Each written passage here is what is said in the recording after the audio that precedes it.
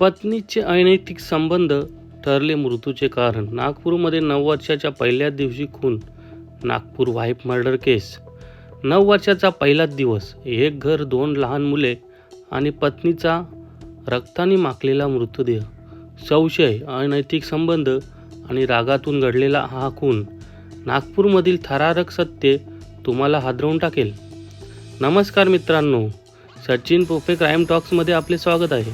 आज आपण बोलणार आहोत नागपूरमधील एका धक्कादायक हत्याकांडाबद्दल, जिथे पत्नीच्या कथित अनैतिक संबंधामुळे पतीने स्वतःच्या पत्नीचा निर्घृण खून केला. ही घटना 9 वर्षाच्या पहिल्याच दिवशी उघडकीस आली आहे. कुटुंबाची पार्श्वभूमी. देवेंद्र मध्य प्रदेशातील बालाघाट जिल्ह्यातील रहिवासी. पहिल्या पत्नीच्या मृत्यूनंतर तो 8 वर्षाच्या मुलीसह राहत होता. याच दरम्यान त्याची ओळख राजश्रीशी झाली. दोघांचे प्रेम फुलले आणि कुटुंबियांच्या संमतीने 3 वर्षापूर्वी लग्न झाले.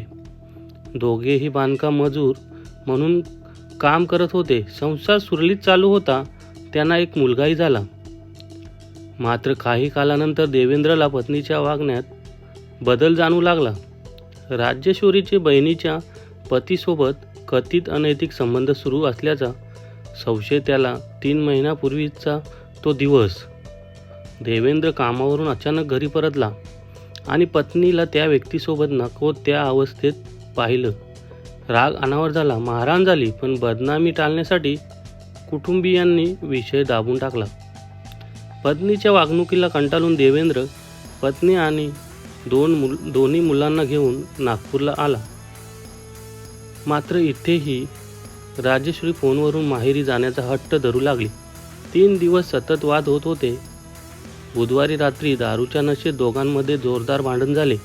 रागाच्या भरात देवेंद्रने घरात ठेवलेली लाकडी फळी उचलली आणि पत्नीच्या डोक्यात जोरात मारली. राजेश्वरीचा जागीच मृत्यू झाला. यशोधरानगर पोलीस ठाण्यात गुन्हा दाखल करण्यात आला.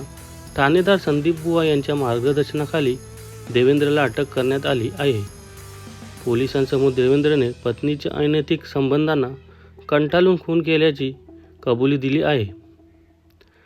हा व्हिडिओ कोणाच्याही भावना दुखावण्याच्या उद्देशाने नाही. ही माहिती केवळ जनजागृती आणि बातमी स्वरूपात सादर केली आहे. गुन्ह्याचे समर्थन आम्ही करत नाही. अशाच धक्कादायक आणि सत्य घटनांसाठी आमचा चॅनल सबस्क्राईब करा, व्हिडिओ लाईक करा आणि तुमचे मत कमेंटमध्ये नक्की सांगा. धन्यवाद मित्रांनो.